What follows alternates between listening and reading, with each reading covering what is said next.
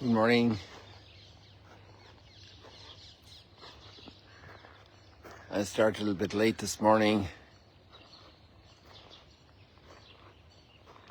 I was answering a lot of messages that some people had sent me last night, just so that they are at peace. We're grateful. I'm going to stay here because if a siren goes off, just inside the door here we have a bunker, and they are state-of-the-art bunkers. This is a new building. We dedicated it in November 2019, so less than 6 years ago. So it has state-of-the-art facilities. There you have the Sea of Galilee ahead of you. So last night, I heard the sirens, I forget, it was 3 or 4 times. So little interruptions, but thanks be to God, I got quite a bit of good sleep. And obviously we're all praying in a situation like this. That's where our refuge is.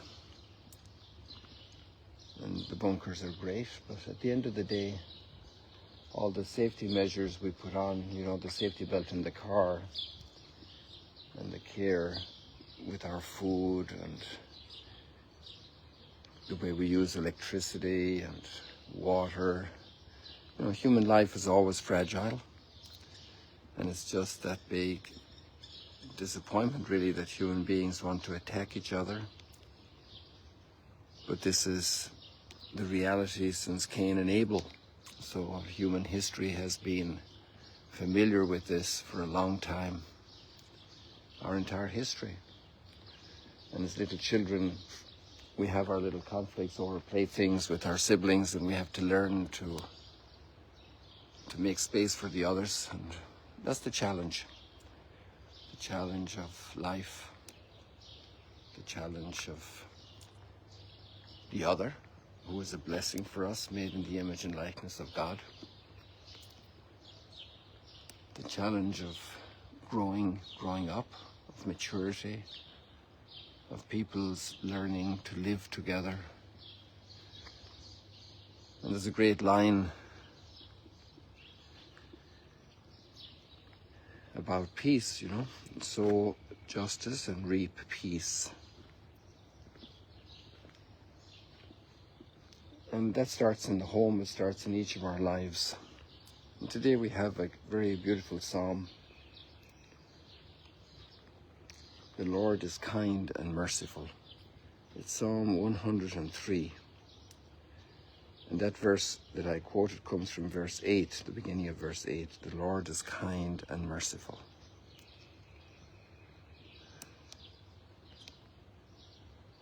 The kindness that made these flowers, that created them. And the mercy that looks out for the broken one.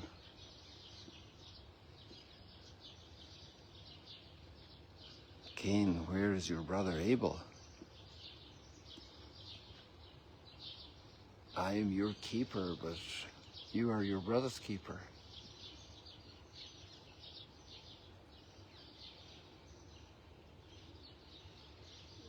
The way God keeps the flowers, a system of creation that goes on and on and on and on.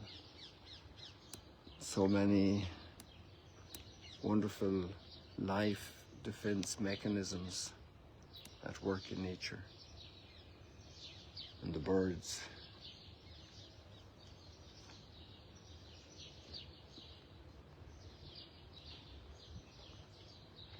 And the flowers, and the plants, and the animals, and the human beings that give God such great delight. He expresses that. In creation, we have to renew that. We have to renew that hope and be those who are committed to make it happen. In our own hearts, first of all, to be kind and merciful. It's easy to condemn even the criminal. It's easy to condemn the violent person. And we know from the stories from the prisons and the conversations with prisoners in the highest security zones, that they have had very troubled childhood. They have had very difficult circumstances in their lives, deep hurt.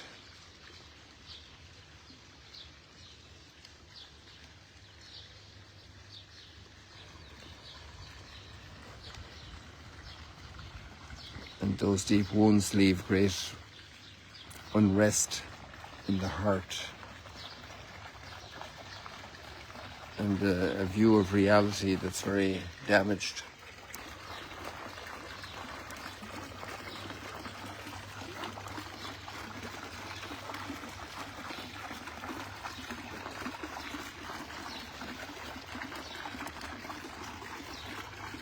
And the healing process is long and arduous. And we know that from our own families, words we speak that hurt, and they take a lot of time to repair. Words spoken in anger, over perceptions of injustice and disorder.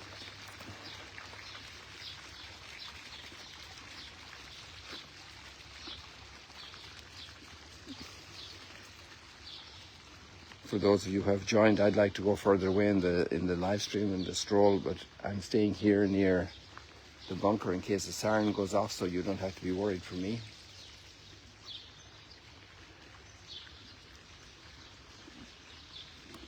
In about 20 seconds I can be inside in the bunker. There are lots of bunkers here. That's a legal requirement for construction. It's an adaptation of human adaptation to the reality of potential trouble. Just like we put a banister on a stairway. This is kind of a standard. For every so many rooms there's a bunker here. State of the art, built for protection.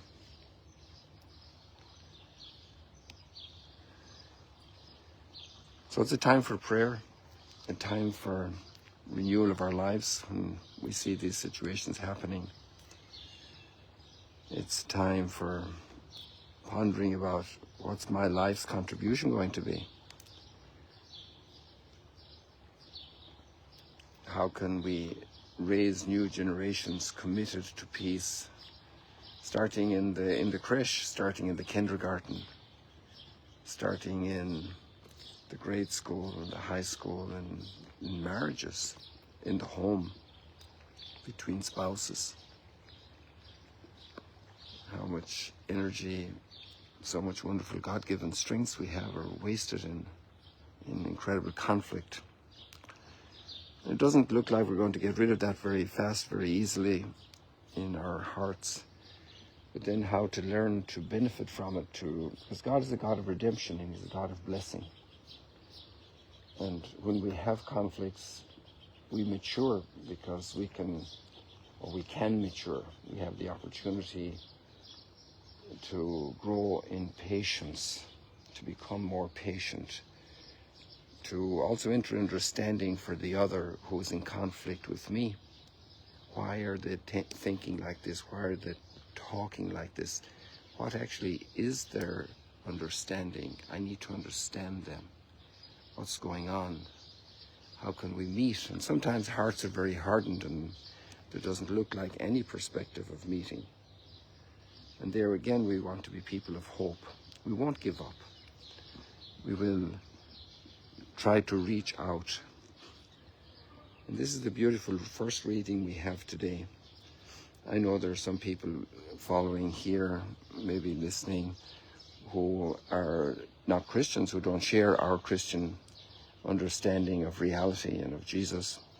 But maybe some of them also appreciate Jesus as a great person, as a great thinker and a great leader. And the question today that the reading asks really is, my relationship to Jesus, this first reading. The question Jesus asks us in the gospel reading is if we are truthful when we speak, that we don't need to swear, we just need to be true in our words, that what we say is what really is what we understand, and that we don't deceive others. And that's a marvelous quality, human quality, and we all have to struggle with that. There's so many times that a lie seems an attractive solution to a tense spot in which we find ourselves. And yet we know that one lie proverbially requires 9 lies to cover it up. And so it's not a very wise track to follow. And we are urged by Jesus in this gospel text to be people of truth, that our words are true. And it's a big call also to media interests, to writers, to speakers. And we all speak a little, and sometimes we write messages to each other, to be truthful, to be uplifting, to be ennobling, to be a blessing for others. And we're coming back again now to the first reading, the beautiful text there, the love of Christ impels us. I remember the line we learned in the first years in the novitiate in the seminary 50 years ago. It's in Latin, it's caritas Christi, the love of Christ, urget nos, urges us. And we know the meaning of urgent, urge. And the translation we have here in the English today is impels us. And that's the challenge of translations, how do you translate well? Because each language and each people have their own perception and express it in a wonderfully rich way, like all the different richness of the different plants, different expressions. And at the end of the day, there's very little difference in the chemicals inside, just like we human beings are 80 or 90% water. So it's the same ingredient. But we have so many different languages and cultures, and that's the beauty. Like a symphony, so many different types of music from the same instrument, so many different types of music compositions from authors of music.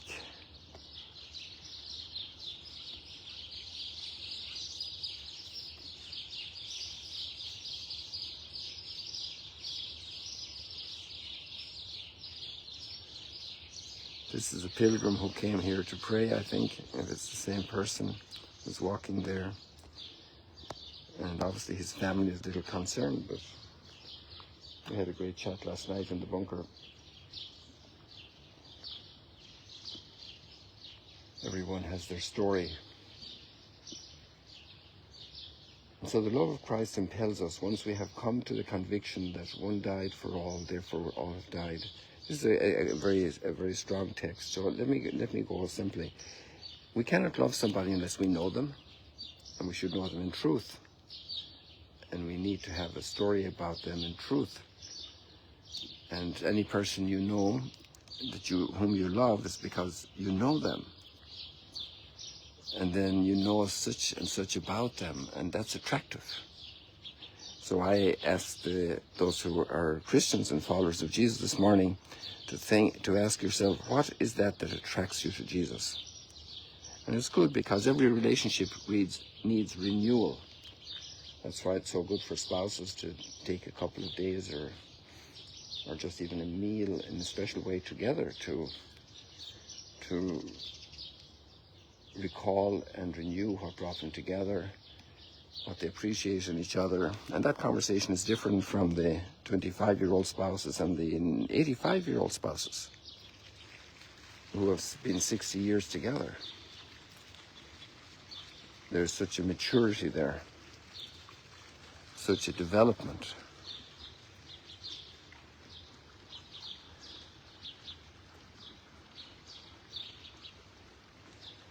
And there's a wonderful line here about knowing Christ according to the flesh and knowing him according to the Spirit. And so Peter and James and John knew him in the flesh, as did his mother Mary, and Joseph, the carpenter in Nazareth, and the neighbors, And then little by little, those who knew him when he exposed the deeper mystery of his person got to know him in another way. Through his words, the beautiful teaching. Do not hate. Blessed are the peacemakers. Blessed are those who are just, who seek righteousness.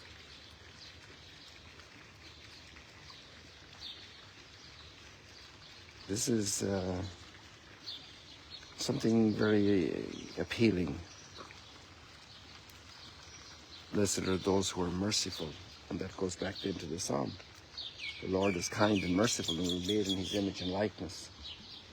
The care for the sick, the care for the destitute, the care for the downtrodden.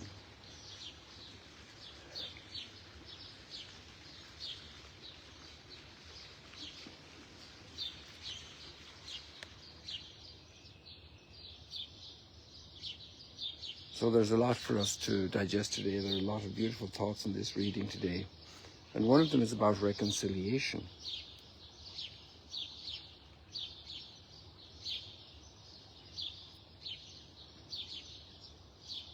And we are God's ambassadors for reconciliation. What a wonderful identity to have on your business card. People ask you, who are you? Oh, I'm God's ambassador for reconciliation. But that's better done than said. So two siblings are in a tangle, and the older sibling understands this a little bit, and he realizes, gosh, or she realizes, you know, I'm here to reconcile with my sibling. I'm here to bring a bit of joy in the kitchen when I notice my parents are in a moment of tension. We all have a message of reconciliation, a mission of reconciliation, a task of reconciliation. What a way to live. It's marvelous. I recommend that to you today, to check out your identity as being an ambassador of reconciliation. In the family, in the home, in the marriage, in the neighborhood, next door neighbors. And there could have been serious conflicts.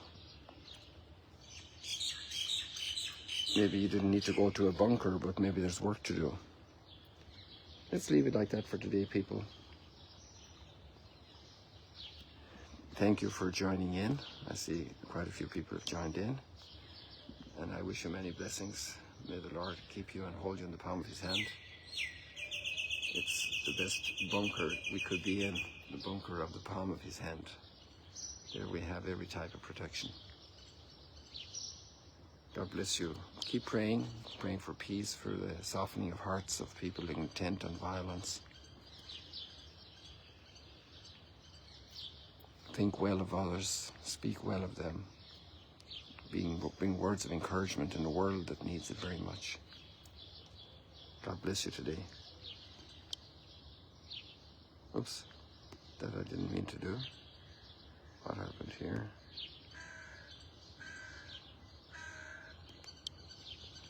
Good, there we go.